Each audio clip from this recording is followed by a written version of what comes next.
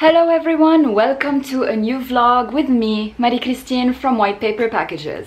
I hope you are having a wonderful day today. I hope you have spent a lovely weekend as well. Today is Sunday and I'm gonna take you through my February favorites. Let's start.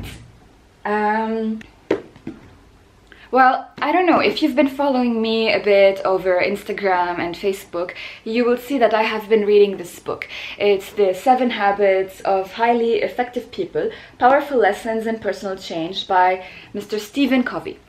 At first, I was a bit hesitant in reading it, although I studied leadership and executive coaching and I'm a certified trainer as well. One would think that I would be actually always living in these books, but to be honest, there are a lot of books and there are so many cool things to read, but yet again so little time.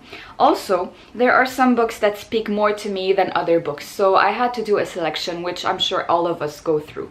It took me a while to read this book and it was quite interesting for me because first I was a bit bummed because it took me so long to read it, but then again, better late than never. He takes us basically through 7 habits. I'm sorry, I'm gonna read like this. Is it good? Habit 1, to be proactive. Habit 2, begin with the end in mind. And this is how you can get your own private victory. From habit 3, you put the first things first. It means how to prioritize, how to take things to look at them in a better way, in a better situation, and make them work for you. Thinking win-win, synergy, seek first to understand, then to be understood, which for me it rung a lot because a lot of people nowadays just don't want to understand. Something happens when you're noticing, whenever you're starting to verbalize something, the people reply to you based on what you said, so they're not listening. You have to understand and listen to the other person before telling what you're thinking. Not just listen in the purpose of just replying. And in the end, habit number 7 is sharpen the saw. Okay, I noticed I just went through them not very orderly. What I liked in this book is that Mr. Covey was talking about the character ethic and the personality ethic. What I really loved is this paragraph, the personality and character ethics. At the same time, in addition to my research on perception, I was also deeply immersed in an in-depth study of the success literature published in the United States since 1776.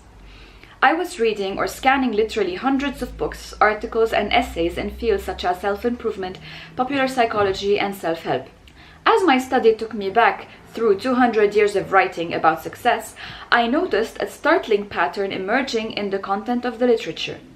Because of our own pain and because of similar pain I had seen in the lives and relationships of many people I had worked with through the years, I began to feel more and more that much of the success literature of the past 50 years was superficial. It was filled with social image consciousness, techniques, and quick fixes. In stark contrast, almost all the literature of the first 150 years or so focused on what could be called the character ethic as the foundation of success. Things like integrity, humility, fidelity, temperance, courage, justice, patience, industry, simplicity, modesty, and the golden rule. But shortly after World War I, the basic view of success shifted from the character ethic to what we might call the personality ethic. Success became a function of personality, of public image, of attitudes and behavior skills and techniques that lubricate the processes of human interaction. This personality ethic essentially took 2 paths. One was human and public relations techniques, and the other was positive mental attitude. Some of this philosophy was expressed in inspiring and sometimes valid maxims, such as your attitude determines your altitude. Smiling wins more friends than frowning. Whatever the mind of man can conceive and believe, it can achieve. Other parts of the personality approach were clearly manipulative, often deceptive, encouraging people to use techniques to get other people to like them, or to fake interest in the hobbies of others, to get out of them what they wanted, or to use the power look, or to intimidate their way through life. This is where I actually just paused and was thinking, oh my God, he is so spot on. And this is what we are living still at the moment, unfortunately. There's also important, he is not saying that He's very specific here. I'm not suggesting that elements of the personality ethic, personality growth, communication skill training, and education in the field of influence strategies and positive thinking are not beneficial. I believe they are, but these are secondary, not primary traits. Perhaps in utilizing our human capacity to build on the foundation of generations before us, we have inadvertently become so focused on our own building that we have forgotten the foundation that holds it up. He's not saying the personality ethics are wrong. They have to be complementary with the character ethics, which are the foundation and are what makes things true. Voilà. If I try to use human influence strategies and tactics on how to get other people to do what I want, to work better, to be more motivated, to like me and each other, while my character is fundamentally flawed, marked by duplicity and insincerity, then in the long run I cannot be successful. My duplicity will breed distrust and everything I do, even using so-called good human relations technique, will be perceived as manipulative. It simply makes no difference how good the rhetoric is or even how good the intentions are. If there is little or no trust, there is no foundation for permanent success.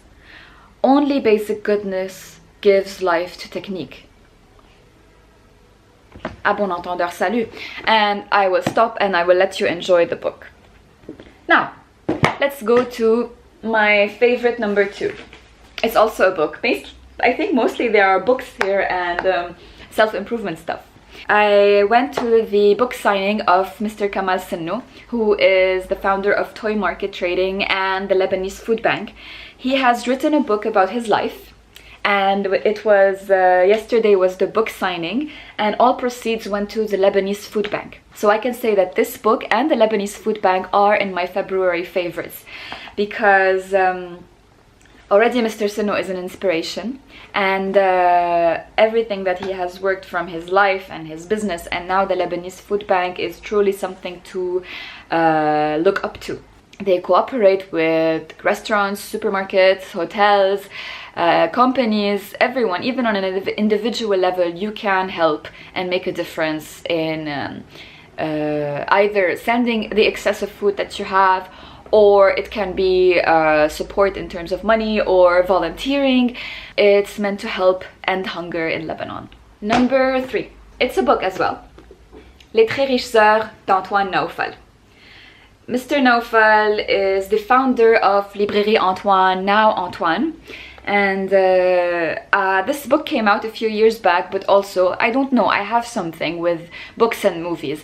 If I want to read something or I want to watch a movie, and I always forget, I put it on my list and I say I'm gonna get it now, and then I forget and years pass and I'm like, this is what I wanted to check out. This is the book that I wanted to read. And sometimes I'm like, it's good, I waited a bit. And sometimes I am like, why did I wait so long to read that or to see that? Well, that's okay. To each his own rhythm. Not only it's a story about the founder of this big bookshop, who is also now an institution, it's also taking us through the stories of Lebanon. It's really cool how it's divided as a book. Ooh, and you also have pictures from that time. I don't know if you can see it properly. There. I love to explore bookshops, and Librairie Antoine is one of the bookshops that I love to visit every time. And this was unfortunately during the war. I think it's a really interesting read. It was written by Miss Nada Anid. Also a reading thing, but this is a newspaper. I really love this edition of Nahar. This edition is of 80 pages. 80. It's really thick. And what I loved about it is that they gave in the Nahar a spot for everyone who has something to say. They had selected people who are businessmen, advertising people, bloggers, fashion designers, journalists who work with them or not, who bankers as well, to write about Lebanon. This number was for Lebanon. Some people wished their wishes, some people went into a more philosophical approach. It was really an interesting read. الفقرة الكبرى إلى لبنان. The big addition to Lebanon. الكل في الجريدة. Everyone in the newspaper. Let's go into a small break. I've been enjoying these chocolates a lot. بحبك يا لبنان. This edition is quite a lot about Lebanon, by the way. This February favorites, besides Mr. Covey's book, of course, The 7 Habits, but with Mr. Kamal's book and Antoine Naufel's book and the Nahar and these yummy chocolates. As you see, I started eating in this one. T is for terrific, and بحبك يا لبنان, which means I love you Lebanon, by Chocolate and Sunshine.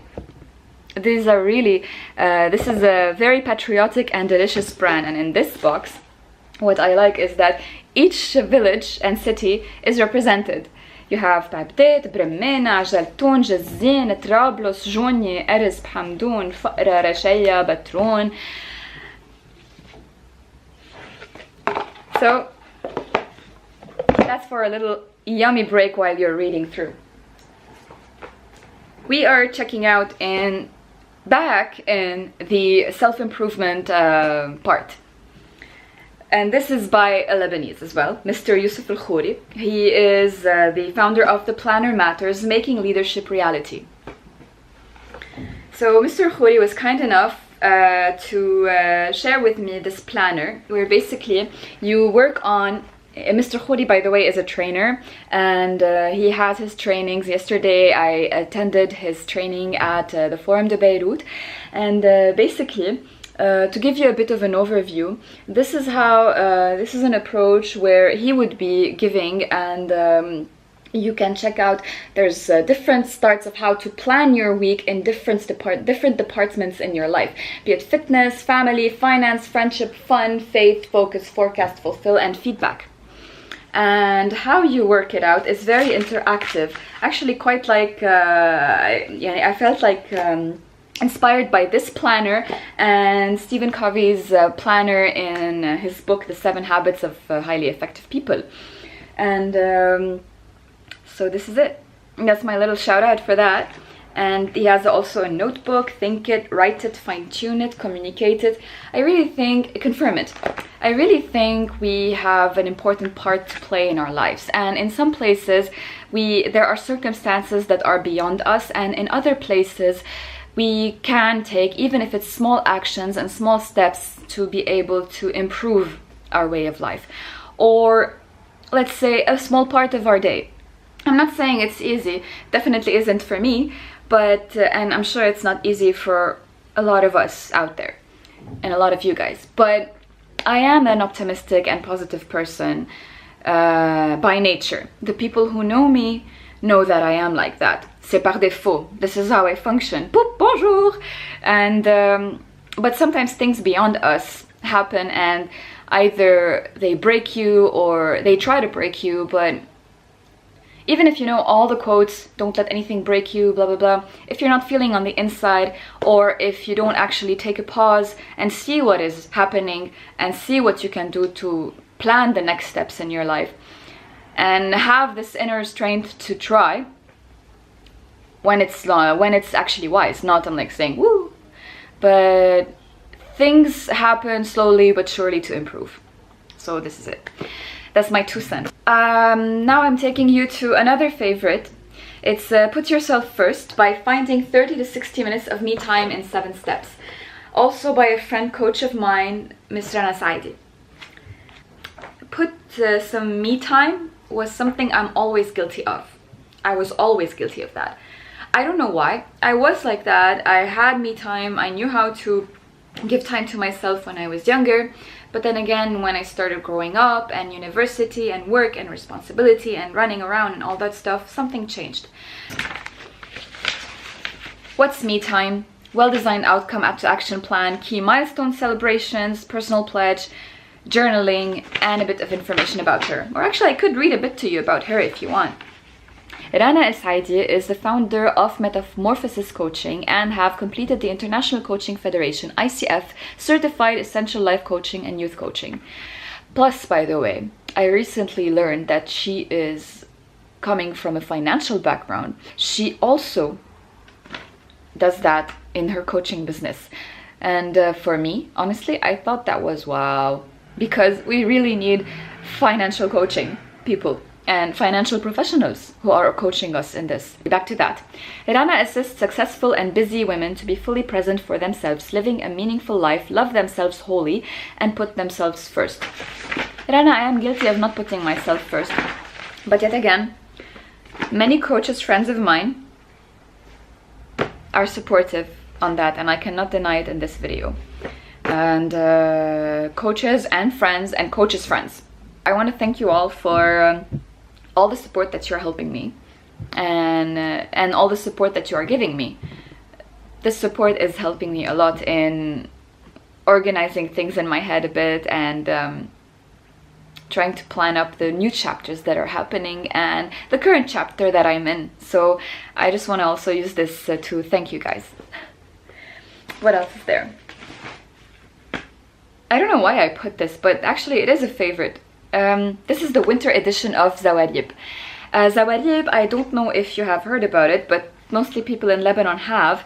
It's a small booklet where you find, well, as a tourist or as a tourist in your own country, which means us, I think it's very valid, and it's very interesting to flip through, because every time you discover a new place or a new thing or a new happening beyond Beirut, within Beirut, and some places I got a bit lost, but then again, if I understood how it's functioning, مش الحال, it went well.